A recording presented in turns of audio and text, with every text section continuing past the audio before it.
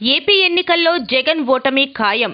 CPI ఏపీలో జరిగే ఎన్నికల్లో జగన్కు ఓటమి తప్పదని సిపిఐ రాష్ట్ర కార్యదర్శి రామకృష్ణ పేర్కొన్నారు. ఆయన అల్లిపురంలో గల సిపిఐ కార్యాలయంలో జరిగిన మీడియా సమావేశంలో మాట్లాడుతూ విశాఖ, అనకాపల్లి కౌన్సిల్ సమావేశాలు జరిగాయని అన్నారు. ఈ నెల 16, 17వ తేదీల్లో భువనేశ్వర్లో జరిగే సిపిఐ జాతీయ సమావేశాలకు ప్రాధాన్యత ఏర్పడిందని పేర్కొన్నారు. సీఎం జగన్ ప్లాన్ ప్రకారం అందరూ డమ్మీలుగా చేశారు. ఏపీలో ఉన్న 5గురు ఉప ముఖ్యమంత్రి డమ్మీలే అన్నారు. మహిళా హోం మంత్రి మాట ఎస్ఐ కూడా వినట్లేదని పరిస్థితి మన రాష్ట్రంలో ఉంది. రాష్ట్రంలో ఒక్క కొత్త పరిశ్రమ రాలేదు, కొత్త ప్రాజెక్ట్ లేదు, చేతకాని దద్దమ్మ జగన్ అని ఎద్దేవా చేశారు. ఎన్నికల నోటిఫికేషన్ రాలే, లేదా ఎన్నికలు ఇంకా దాదాపు 4 మాసాల పైనగానే ఉన్నాయి. మరి జగన్మోహన్ రెడ్డి గారు ముందుగానే ఓటమిని అంగీకరిస్తున్నట్టుగా కనపడతా ఉంది. ఎందుకంటే స్పష్టంగా మనం కూడా గతంలో ఎన్నో ఎన్నికలు చూశాము. ఒక ఆంధ్ర రాష్ట్రంలోనే కాదు, చాలా రాష్ట్రాల్లో అసెంబ్లీ ఎన్నికలు కానీ పార్లమెంట్ ఎన్నికలు కానీ జరిగినప్పుడు సహజంగానే ఏ పార్టీ అయినా సరే కొంతమంది అభ్యర్థులను అటు ఇటు మార్చడం అనేది మనం చూసాం. అది సర్వసాధారణం కూడా. ఎందుకంటే కొంతమందికి ఏజ్ అయిపోతుంది, కొంతమంది కొంత చెడ్డ పేరు తెచ్చుకుంటారు, కొంతమంది స్కామ్స్ ఇట్లా వాటిలో ఇన్వాల్వ్ అయ్యి కూడా కేసులు ఎదుర్కొంటారు. అలాంటి సందర్భంలో ఆయా ప్రాంతాల్లో అభ్యర్థులను మారిస్తే బాగుంటుంది, పార్టీకి ప్రయోజనం జరుగుతుందనే ఉద్దేశంతో ఆయా పార్టీలు నిర్ణయం తీసుకోవడం అనేది మనం గతంలో చూశాం. అదేం కొత్తది కాదు. ఇది అన్ని రాజకీయ పార్టీలు చేసేదే. ప్రధానంగా అధికార పార్టీ వాళ్ళు సహజంగా ఎక్కువ చేస్తారు. మరి తెలంగాణలో అది చేయలే పెద్దగా కేసీఆర్. ఇప్పుడు ఆ తెలంగాణ ఎన్నికల్లో ఆయన ఓటమి చెందాడు. ఇప్పుడు ఇక్కడేమంటే ఇక్కడ జగన్మోహన్ రెడ్డి ఏకాయికిన 82 మంది సిట్టింగ్ ఎమ్మెల్యేలను, ఎంపీలను వాళ్ళను మారుస్తామని చెప్తా ఉన్నాడంటే క్లియర్ గా అర్థమవుతా ఉంది ఆయన ఓటమిని ముందుగానే అంగీకరిస్తున్నాడు. పైగా వాళ్ళ ప్రచారం ఏమి, జగన్మోహన్ రెడ్డికి బాగుంది, వాళ్ళ సిట్టింగ్ ఎమ్మెల్యేల పట్ల అసంతృప్తి ఉంది కాబట్టి మేము మారుస్తున్నాము అని చెప్తా ఉన్నాడు. మరి 82 మంది ఎమ్మెల్యేల పట్ల ఎందుకు అసంతృప్తి వచ్చిందో దానికి వారే సమాధానం చెప్పాలి. పైగా వాళ్ళు చేసింది ఏముంది, వాళ్ళు చేసింది ఏమీ లేదు. జగన్మోహన్ రెడ్డి భారతదేశంలో ఏ రాష్ట్ర ముఖ్యమంత్రి కూడా చేయనట్లుగా ఆయన అది కృతనిశ్చయంతో, ఒక రకంగా చెప్పంటే పక్కా ఒక ప్లాన్ వేసుకొని చేసిందేమోప్ప అంటే సర్పంచ్ మొదలుకొని మంత్రి వరకు, డిప్యూటీ చీఫ్ మినిస్టర్ల వరకు అందరినీ డబ్బులు చేసి పరిచినాడు. వాళ్ళకు ఒక్క రూపాయి అధికారం కూడా లేకుండా చేశావు. మొత్తం రాష్ట్ర బడ్జెట్ అంతా నీ కంట్రోల్లోకి తీసుకున్నావు. స్థానిక సంస్థలకు ఉండే బడ్జెట్ కూడా నీ కంట్రోల్లోకి తీసుకున్నావు. ఎవరికైనా ఒక రూపాయి సహాయం చేయాలంటే నీవు బటన్ నొక్కితే గానీ సహాయం జరగదు. వాళ్ళని నిమిత్త మాత్రం చేసి పారేశావు, నిర్వీర్యులైపోయారు. మరి వాళ్ళేం చెడ్డ పేరు తెచ్చారో నీవే సమాధానం చెప్పాలి. ఒకవేళ వచ్చింటే మంచి వచ్చినా నీ ద్వారా వచ్చింది, లేదా చెడు వచ్చినా కూడా అది నీ ద్వారానే వచ్చింది. ఎందుకంటే అధికారాలన్నీ నీ చేతుల్లో పెట్టుకున్నావు.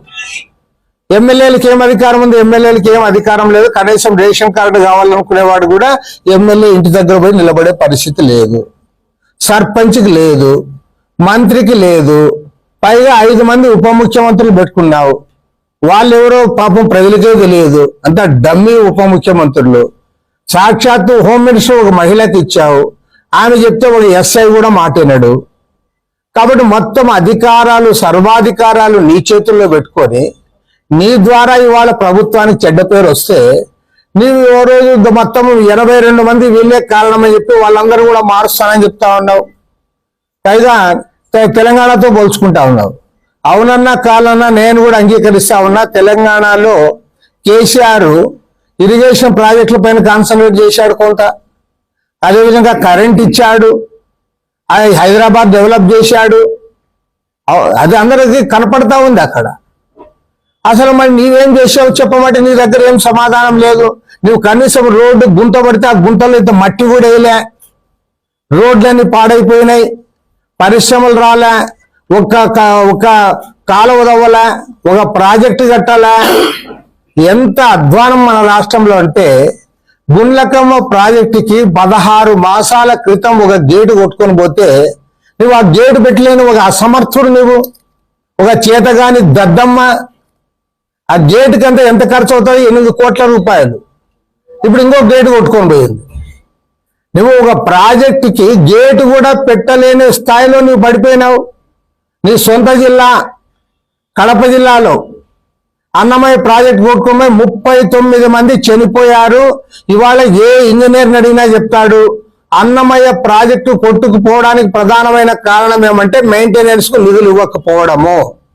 సాక్షాత్తు ఇంజనీర్ రాశారు, అయ్యా దీనికి మెయింటెనెన్స్ నిధులు ఇవ్వండి, ఇది ప్రమాదంలో ఉందని వాళ్ళు రాస్తే కూడా నువ్వు వాళ్ళకి మెయింటెనెన్స్ నిధులు ఇవ్వాలా. కాబట్టి ఏమంటే నువ్వు ఏం చేశావు? నువ్వేమీ చేయలే. ఒక రోడ్డు వేయలే, ఒక కాలువ తవ్వలే, ఒక ప్రాజెక్టు కట్టాలా, ఒక పరిశ్రమ తేలే. నువ్వేమప్ప చేసిండేదంటే ఇక రుషికొండ గుండు కొట్టించి అక్కడ 450 కోట్లతో ఒక బిల్డింగ్ ఒకటి కట్టావు అంతే. నువ్వేది చేయలేకపోయావు. కాబట్టి ఏమంటే ఇవాళ నీ ద్వారా ఏమాత్రం అభివృద్ధి లేక ప్రజల్లో అసంతృప్తి వచ్చి ఇప్పుడేమి చిన్న చిన్న ఉద్యోగస్తులందరూ కూడా రోడ్డు మీదకి వచ్చి కూర్చున్నారు. 1,00,000 మంది అంగన్వాడీ వర్కర్లు అందరూ వచ్చి రోడ్డు ఎక్కారు. ఎందుకు? నీవు ఏవైతే వాగ్దానం చేశావో, ఏవైతే వాళ్ళకి చేస్తానని చెప్పావో అవి నువ్వు చేయడంలా. దాంతో వాళ్ళందరూ రోడ్డు ఎక్కారు. ఆశా వర్కర్లు వచ్చి ఇప్పుడు 30 గంటల పాటు వాళ్ళు ధర్నా చేస్తూ ఉన్నారు. తర్వాత రైతులు వాళ్ళ గ్రామీణ ప్రాంతాల్లో నువ్వు కరువు వస్తే పట్టించుకో. కరువు వస్తే అసలు కరువు మండలాలు డిక్లేర్ చేయడానికి కూడా నీకు మనసు ఒప్పదు. 460 మండలాల్లో కరువు వచ్చిందని చెప్పి అందరు కూడా నెత్తి నోరు ముత్తుకుంటా ఉంటే నువ్వు కరువు మండలాలు డిక్లేర్ చేయవు.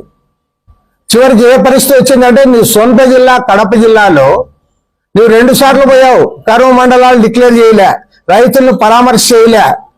మొన్న జిల్లా పరిషత్ సమావేశం జరిగితే మొత్తం జిల్లా పరిషత్లో ఉండేదంతా వైఎస్ఆర్ కాంగ్రెస్ వాళ్ళు.